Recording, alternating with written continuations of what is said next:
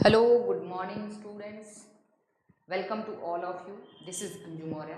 और आज के लेक्चर में हम लोग TGT, PGT, LT, JIC biology के लिए एल्गी का टॉपिक देखने वाले हैं। ठीक है ना। देखिए, मैं आपको एक चीज़ श्योर करा देना चाहती हूँ कि ये नोट्स मैं खुद प्रिपेयर करती हूँ एनालिसिस करके सारी बुक्स को, और उसके बाद आपके लिए जो सबसे इम्पॉर्टेंट, जो बेहतरीन वे ऑफ स्टडी हो सकता है वो कराने की कोशिश करती हूँ। तो मैं क्या चाहती हूँ कि आप कम समय में ज़्यादा से ज़्यादा जो है आपको नॉलेज मिले, और एक जो अच्छा तरीका है पढ़ने का वो आपको समझ आए। तो मैं आज एल्गी, छोटे छोटे 2 लेक्चर्स होंगे, लगभग आप 30 से 40 मिनट में पूरा का पूरा एल्गी पढ़ सकते हो, जो आपके एग्जाम में पूछे जाते हैं। जिस तरीके के क्वेश्चन पूछाते थे सारे क्वेश्चन सॉल्व हो जाएंगे।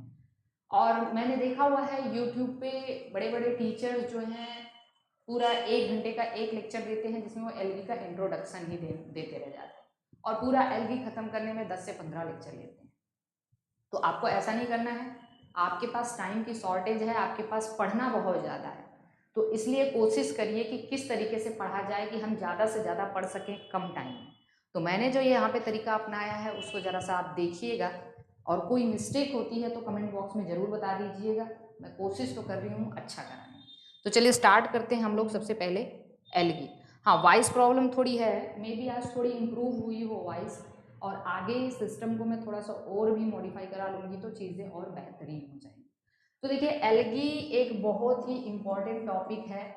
एल्गी को हम लोग की स्टडी को हम लोग फाइकोलॉजी या एल्गोलॉजी कह सकते हैं। इसको हम चिल्ड्रेन ऑफ सी कहते हैं, याद रखना, चिल्ड्रेन ऑफ सी कहते हैं। ठीक है। टर्म ये पूछा जाता है, लीनियस ने दिया था, फादर ऑफ फाइकोलॉजी थे, फ्रिश थे। ठीक है। एफ.ई. फ्रिश को हम फादर ऑफ फाइकोलॉजी कहते हैं, और उन्हीं के स्टूडेंट थे ओ.पी. आयंगर, जिसको हम फादर ऑफ इंडियन फाइकोलॉजी कहते हैं, फादर ऑफ इंडियन फाइकोलॉजी कहते हैं। अब एल्गी कैसा है भाई? ऑटोट्रॉफ है, क्योंकि ये फोटोसिंथेसिस करता है, क्लोरोफिलस होता है। Body does not differentiated into root, stem and leaf, इसीलिए इसको हम थैलोफाइटा कहते हैं, और इनकी बॉडी को हम थैलस कहते हैं। याद रखना, body does not differentiated into true leaves, मतलब लीफ, रूट, स्टेम में अगर डिफरेंशिएट नहीं होती है तो ऐसी बॉडी को हम लोग थैलस कहते हैं। ये हमें एल्गी, ब्रायोफाइटा में देखने को मिलता है, और टेरिडोफाइटा में सबसे पहले हमें ट्रू रूट, स्टेम और लीफ देखने को मिला था, और सबसे पहला टेरिडोफाइटा में हमें बॉडी उसकी स्पोरोफाइटिक बॉडी देखने को मिली थी। बाकी यहाँ पे इनकी बॉडी कैसी होती है? गैमेटोफाइट। गैमेटोफाइट का मतलब एन। ओके। मैं एक वीडियो में मैं ये सब भी आपको एकदम क्लियर करा दूंगी कि गैमेटोफाइट क्या होता है, स्पोरोफाइट क्या होता है, कहाँ पे कौन डोमिनेंट होगा, कहाँ पे कौन कम डोमिनेंट होगा। तो ये सब मैं अगले किसी वीडियो में मैं आपको बताऊंगी। देखिए, अभी मेरा प्रयास है कि आपके एग्जाम के लिए, जो पीजीटी का एग्जाम होने वाला है, उसके लिए आपको ज़्यादा से ज़्यादा चीज़ें मिल सके, और आप सारे अपने जो है डाउट क्लियर कर लें। क्योंकि देखिए, अभी जो हम लोग पेपर एनालिसिस कर रहे थे तो लाइकेन, एल्गी, फंजाई, ये सब ऐसे टॉपिक होते हैं जहाँ से बहुत सारे क्वेश्चन पूछे थे। पिछले अभी 2021 वाले टीजीटी के पेपर में ही लाइकेन से 3 से 4 सवाल पूछे गए थे। एक छोटा सा टॉपिक, वहां से 3 से 4 सवाल पूछे गए थे। तो मैं लाइकेन भी आपको कराऊंगी। हाँ, लेकिन पेड क्लासेस होंगी, आपको पूरा अगर मुझसे पढ़ना है, सारा सिलेबस पढ़ना है और इसी तरीके से पढ़ना है, एक बेटर वे में स्टडी करनी है, तो आपको पेड क्लास करनी होगी। आप कॉन्टैक्ट नंबर पे जो है, हेल्पलाइन नंबर पे आप कॉन्टैक्ट कर लीजिएगा। तो अभी चलिए देखिए हम लोग क्या करते हैं। इनकी बॉडी कैसी होती है? थैलस होती है। यहाँ तक समझ में आ गया? चलिए नेक्स्ट हम लोग देख लेते हैं। नेक्स्ट क्या कह रहा है कि मोस्टली एल्गी क्या होते हैं? एक्वेटिक होते हैं, लेकिन कुछ जो है टेरेस्ट्रियल भी होते हैं, कुछ वो हम आगे देखेंगे। ठीक है। सेलुलोजिक, इनकी सेल वॉल कैसी होती है बच्चों? सेलुलोजिक होती है। That is very very important. हमने फंजाई की सेल वॉल कैसी देखी थी? फंजाई की सेल वॉल कैसी थी?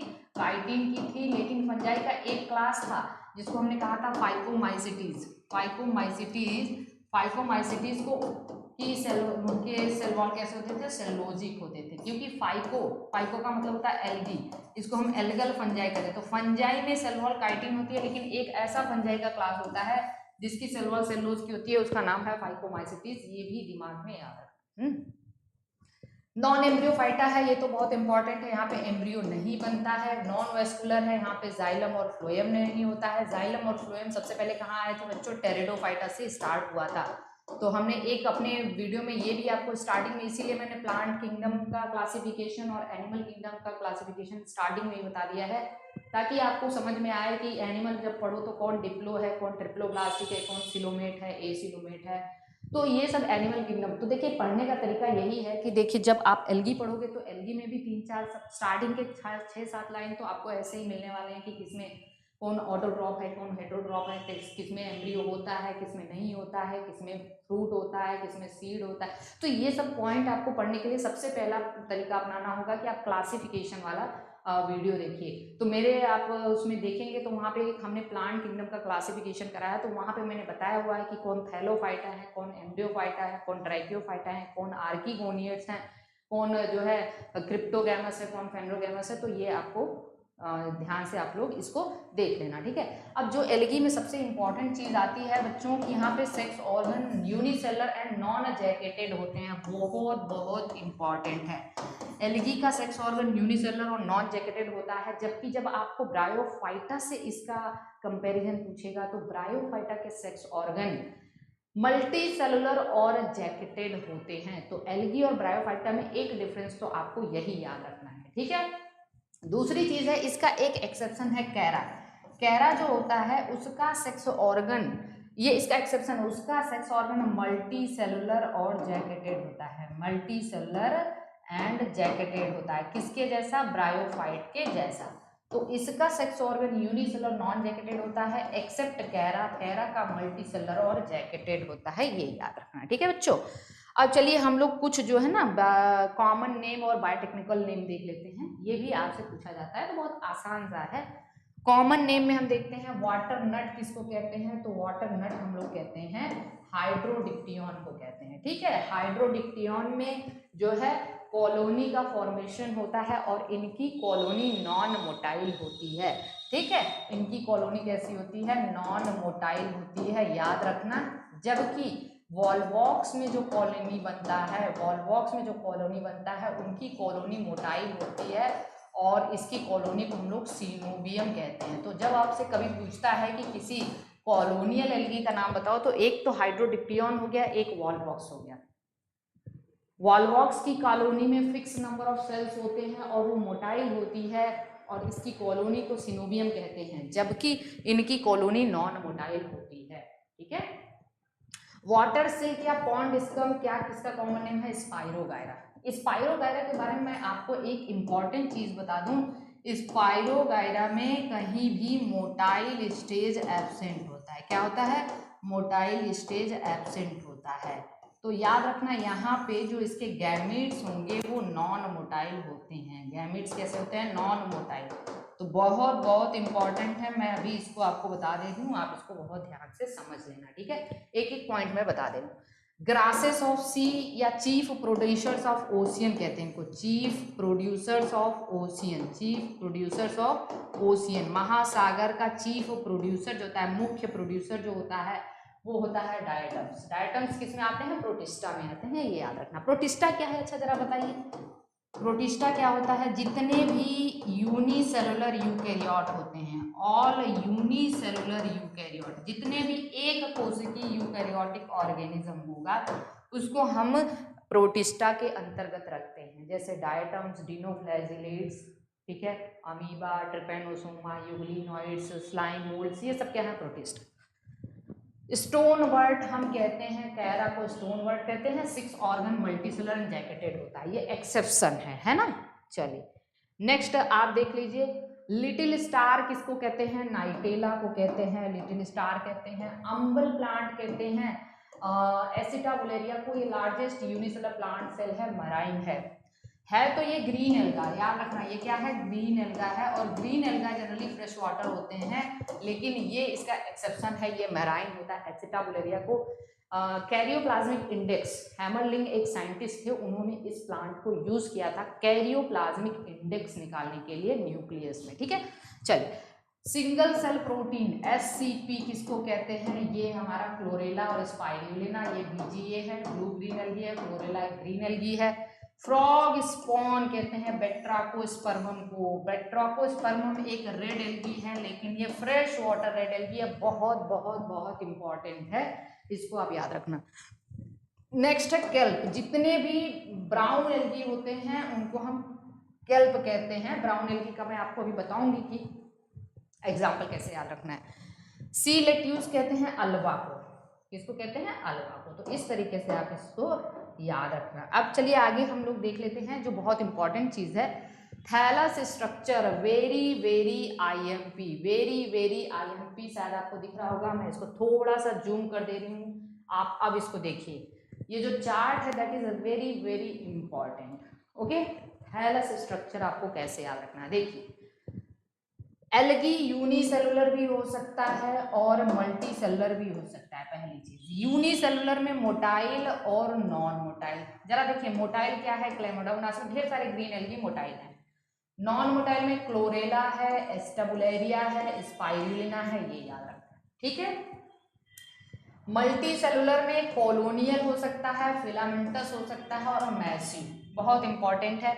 कॉलोनियल में देखिए, कॉलोनी इनकी मोटाइल हो सकती है, नॉन मोटाइल हो सकती है। अभी अभी मैंने डिस्कस किया था, मोटाइल कॉलोनी होती है वॉलवॉक्स की। वॉलवॉक्स को रोलिंग एल्गा कहते हैं क्योंकि इनकी कॉलोनी मूव करती रहती है, रोल करती रहती है। और इनकी कॉलोनी को सिनोबियम कहते हैं, फिक्स नंबर ऑफ सेल होता है। जबकि नॉन मोटाइल कॉलोनी हाइड्रोडिक्टियन की होती है, जिसको हम वाटर नट कहते हैं। क्या कहते हैं? वाटर नट कहते हैं। अगर हम बात करें फिलामेंटस की, तो फिलामेंटस अनब्रांच्ड और ब्रांच, ये दो पूछता है, याद रखना। जैसे हम लोग वहाँ पे कोनिडियोफोर्स पढ़ रहे थे फंजाई में, तो कोनिडियोफोर्स अनब्रांच हो सकता है, ब्रांच कोनिडियोफोर होता है पक्षी उसका पेनिसिलियम का। किसका होता है? पेनिसिलियम का। अब देखिए, फिलामेंटस अनब्रांच में यूलोथ्रिक्स, स्पाइरोगेरा, जिग्निमा होता है। ओके, ब्रांच में क्लेडोफोरा, फ्रिशिएला, क्लेडोफोरा और फ्रिशिएला। इसके अलावा फिर पैरेनकाइमेटस और स्यूडोपैरेनकाइमेटस ऐड कर दिया है मैंने।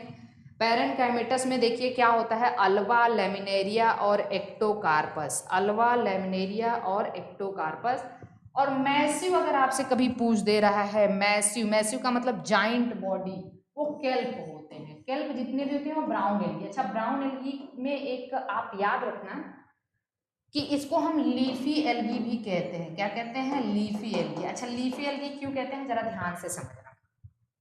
जितने भी ब्राउन एल्गी होते हैं ना, उनकी बॉडी में रूट लाइक, स्टेम लाइक और लीफ लाइक स्ट्रक्चर होते हैं, ठीक है।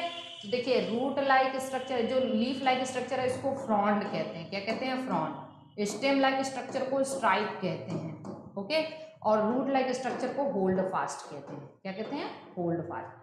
तो जो ब्राउन एल्गी है उसका ये कैरेक्टरिस्टिक फीचर है, फ्रॉन्ड, स्ट्राइक और होल्ड फास्ट। ये ब्राउन एल्गी को लीफी एल्गी भी कहा जाता है, ठीक है।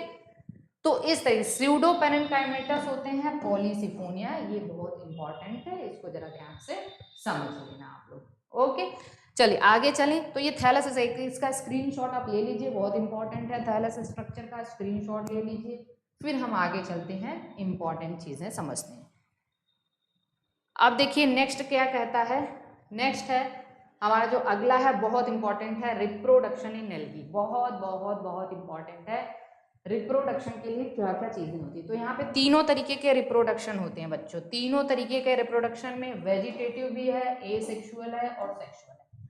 हमें पता है वेजिटेटिव में मोस्ट कॉमन होता है फ्रेगमेंटेशन। अच्छा, फ्रेगमेंटेशन कहाँ होता है बच्चों, जरा आप लोग सोचिएगा, दिमाग लगाइएगा कि जितने भी ऑर्गेनिज्म होते हैं जो लोअर ऑर्गेनिज्म होते हैं, तो लोअर ऑर्गेनिज्म का मतलब है उनकी बॉडी जो है डिफरेंशिएटेड नहीं होती, ज़्यादा स्पेशलाइज्ड नहीं होती है। जहां भी लोअर ऑर्गेनिज्म होंगे, मेरी बात को ध्यान सुनना, मतलब जिनकी बॉडी रूट, स्टेम, लीफ में डिफरेंशिएटेड नहीं होगी, तो वहां फ्रेगमेंटेशन होगा। लेकिन जब रूट, स्टेम और लीफ में डिफरेंशिएटेड हो जाएगी बॉडी, तो फिर फ्रेगमेंटेशन से रिप्रोडक्शन नहीं हो पाएगा। तो फ्रेगमेंटेशन कहाँ कहाँ हो सकता है? फंजाई में हो सकता है, एल्गी में हो सकता है और ब्रायोफाइटा में हो सकता है। लेकिन टेरिडोफाइटा से फिर फ्रेगमेंटेशन नहीं होगा, क्योंकि वहां पे ट्रू रूट, स्टेम और लीफ होने लग जाता है, ठीक है। ये चीज समझ में आ गई है। और एसेक्सुअल, अभी और भी वेजिटेटिव रिप्रोडक्शन के फॉर्म है, मैं वहां पे आपको बाद में बताऊंगी। वो स्पेशल टाइप का रिप्रोडक्शन है, वो मैं आपको बाद में बताऊंगी। एसेक्सुअल रिप्रोडक्शन और सेक्सुअल, देखिए एसेक्सुअल रिप्रोडक्शन किससे होता है? स्पोर से होता है। और सेक्सुअल रिप्रोडक्शन किससे होता है भैया? गैमेट से होता है। सेक्सुअल रिप्रोडक्शन किससे होता है? गैमेट से। तो जरा हम एसेक्सुअल रिप्रोडक्शन को जरा ध्यान से समझते हैं। और प्लीज ये सारे स्पोर्स जो मैंने लिखा है बहुत बहुत बहुत इंपॉर्टेंट है, ये आपको बहुत ध्यान से देखना है। देखिए, जो एसेक्सुअल स्पोर में सबसे पहला स्पोर है जू स्पोर। पहली और मोस्ट इंपॉर्टेंट थिंग, जहां पे भी जू स्पोर आ जाए भाई मतलब वो मोटाइल स्पोर होता है। ये कई तरीके के होते हैं, क्वाड्री फ्लैजलेट्स मतलब 4 फ्लैजला वाले, ये यूलोथ्रिक्स में है। देखिए क्वेश्चन बहुत बार पूछा जाता है। मल्टीसिलिएटेड ये ऊडोगोनियम में है, ठीक है, ऊडोगोनियम में है। ऊडोगोनियम में कैप्सल्स पाई जाती है बच्चों, याद रखना, बहुत बार क्वेश्चन में पूछा जा चुका है कैप्सल्स कहाँ पाई जाती है, तो कैप्सल्स पाई जाती है ऊडोगोनियम में। किसमें पाई जाती है? ऊडोगोनियम में। फिर देखिए मल्टीसिलिएटेड और मल्टी न्यूक्लिएट दिया है अगर आपको, तो ये होता है वाउकिया, मतलब तीनों इंपॉर्टेंट है, quadriflagellate, multiciliate and multinucleate, ठीक है। एप्लेनोस्पोर जहां भी आ जाए मतलब वो नॉन मोटाइल है लेकिन थिन वॉल है, नॉन मोटाइल है और थिन वॉल है। अगर वही नॉन मोटाइल थिक वॉल दे दिया तो वो हिप्नोस्पोर होता है। क्या होता है? हिप्नो। तो एप्लेनो दिया है मतलब नॉन मोटाइल थिन वॉल है, हिप्नो दिया है मतलब नॉन मोटाइल थिक वॉल है। तो ये तो अंतर है। एप्लेनोस्पोर यूलोथ्रिक्स और क्लोरेला में होता है, और देखो हिप्नोस्पोर यूलोथ्रिक्स और वाउकेरिया में होता है।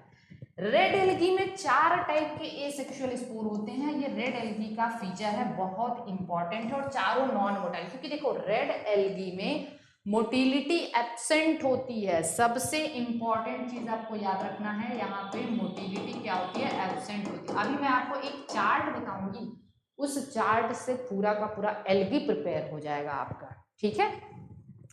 4 टाइप के कार्पोस्पोर्स, टेट्रास्पोर्स, मोनोस्पोर और न्यूट्रल स्पोर, ठीक है। ये 4 टाइप के स्पोर रेड एल्गी का फीचर है, कार्पो, टेट्रा, मोनो और न्यूट्रल। ये याद रखना, जू स्पोर मतलब motile, aplano thin walled non motile, hypno thick walled non motile. और एक और है यहाँ पे दिया हुआ है बैसिलरियोफाइसी। बच्चों बैसिलरियोफाइसी किस में आता है?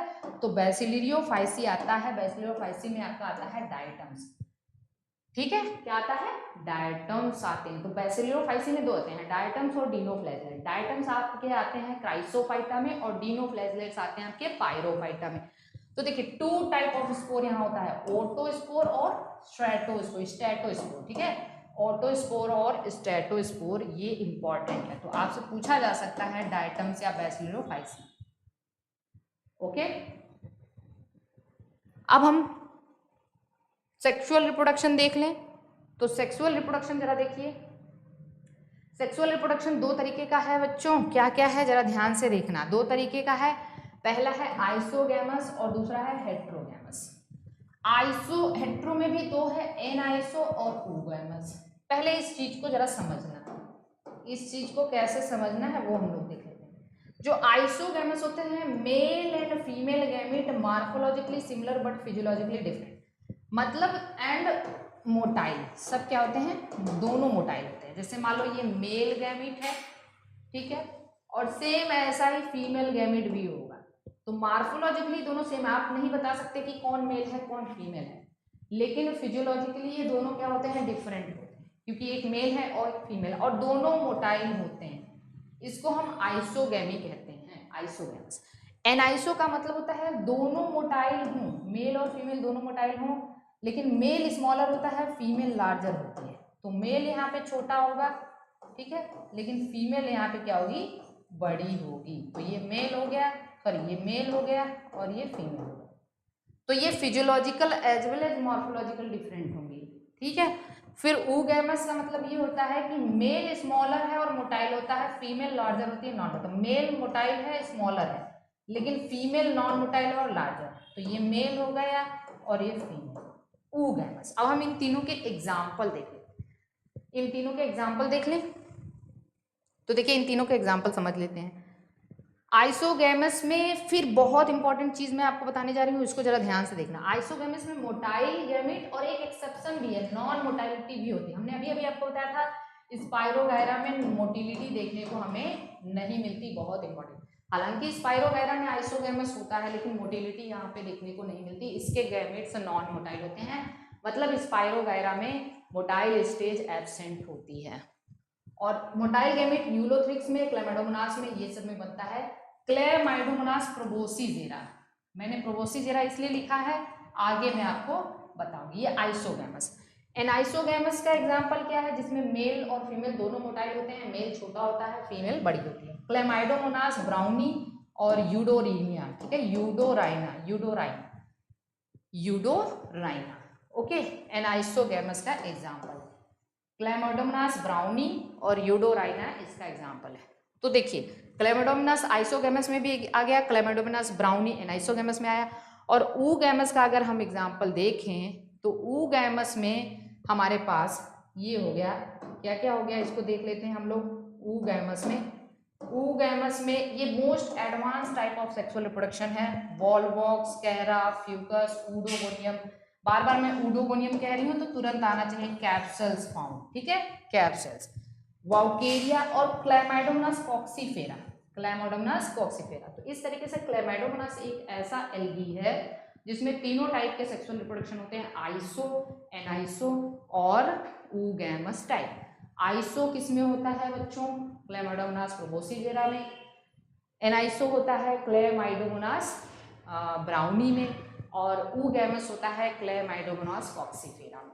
तो ये सारे के सारे ये हो गया रिप्रोडक्शन। तो आज के लेक्चर आपको कैसा लगा ये जरूर आप कमेंट बॉक्स में बताइएगा।